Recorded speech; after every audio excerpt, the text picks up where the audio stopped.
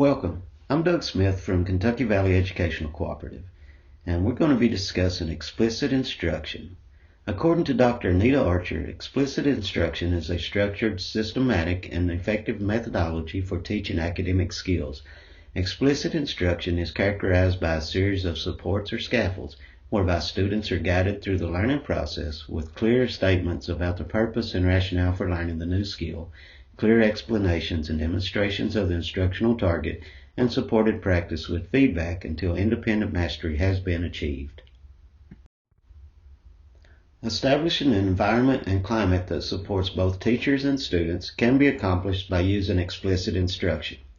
Suggestions for organizing the physical space and for establishing and introducing classroom rules, guidelines, procedures, and routines is essential in a conventional and virtual setting. When these systematic actions are taken, the resulting environment will be more peaceful and productive. Physical organization of your classroom creates a positive climate for you and your students and supports you in delivering high-quality instruction. The term physical space refers to the overall design and layout of a given classroom and its learning centers. Teachers should design the environment by organizing its spaces, furnishings, and materials to maximize the learning opportunities and the engagement of every child. A well-designed physical space has different activity areas with clear physical and visual boundaries defined by the furnishings and floor coverings. These furnishings and floor coverings should create spaces that are comfortable and that lend themselves to their intended purpose. The term physical space refers to the overall design and layout of a given classroom and its learning centers. Teachers should design the environment by organizing its spaces, furnishings, and materials to maximize the learning opportunities and the engagement of every child. A well-designed physical space has different activity areas with clear physical and visual boundaries defined by the furnishings and floor coverings. These furnishings and floor coverings should create spaces that are comfortable and that lend themselves to their intended purpose. Teachers should be able to make eye contact with all students to better maintain attention. Close proximity makes it easier to connect with students, monitor their behavior, maintain their attention, and engage them in instruction. One of the most effective active participation procedures is to have students share answers with a partner. Make sure that all children are visible to adults and that adults are visible to children to ensure proper supervision. Have instructional materials at your fingertips, and student materials should be easily accessible to students. Any downtime is an opportunity for management challenges. Organize the physical space so that you can easily monitor the responses of students and be able to provide valuable corrective feedback.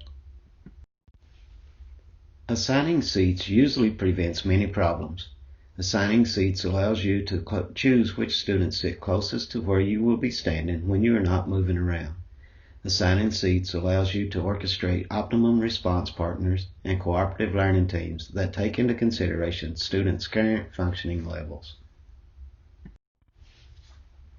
What we expect and clearly communicate through words and actions is what we will receive.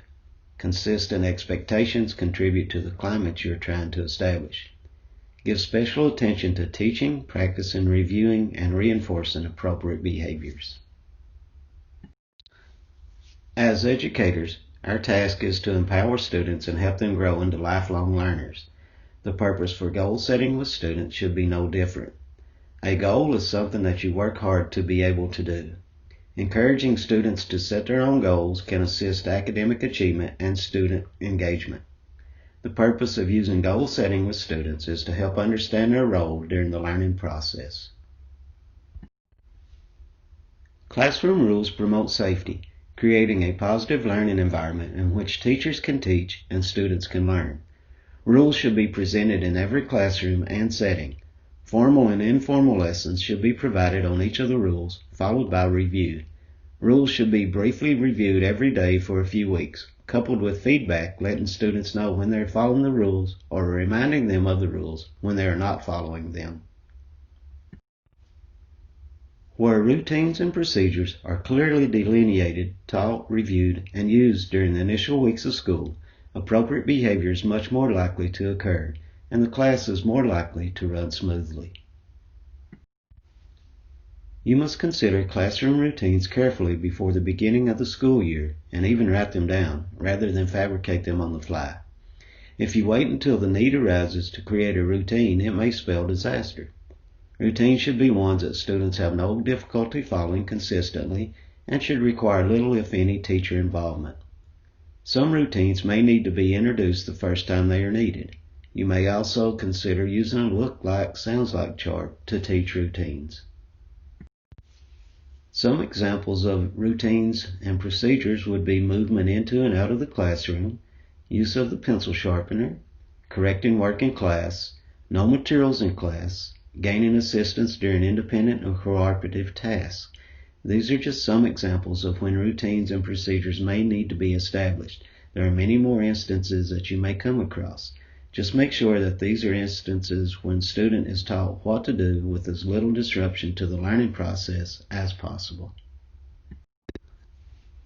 Buffer and sponge activities are something that teachers give students to work on as they come in the room or to keep the students busy while the teacher takes care of necessary business. These activities are also useful during transition periods, while the teacher needs to reteach several students or to nudge someone into finishing. They are the activities or assignments that are made to soak up those wasted minutes when students may otherwise get out of control. These activities can be used to refocus students on something they have previously learned. For example, use your textbooks to write down the names of the 3 explorers that we talked about yesterday and when they explored. Or they might be something like a puzzle, question, or a problem to solve that is used to challenge students and keep them busy while the teacher takes care of his or her required paperwork. You might challenge your class to a question a day like, why is the sky blue? And give students a chance to make suppositions about something they will or may study later. Some buffer activity examples could be to check your work for completion, accuracy, and neatness, correct your work with a key if available, work on other assignments due today or in the near future. If all work is done, select one of these activities. Read a book, study, complete a bonus assignment, assist or help other students if requested. Do not interrupt the work or thinking of classmates. Good sponge activities give students an opportunity to review, talk, or write about something they have learned. Sponges are best if they can be posted for the students to read when they're ready to complete the activity. Some examples may include categories.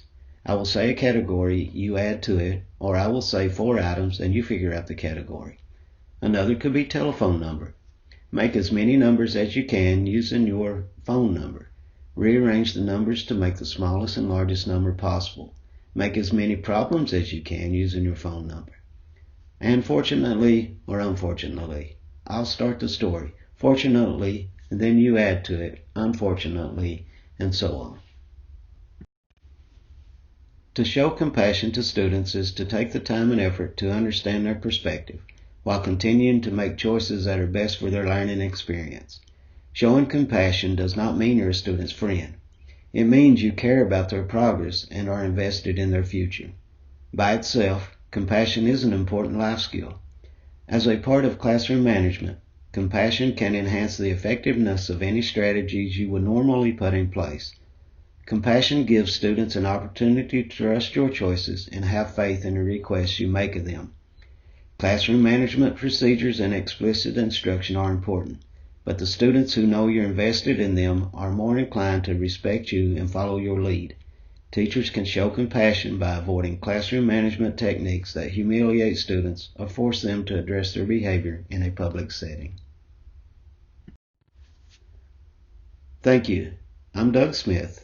For more information, you may contact me at doug.smith@hazard.kyschools.us or doug.smith@theholler.org.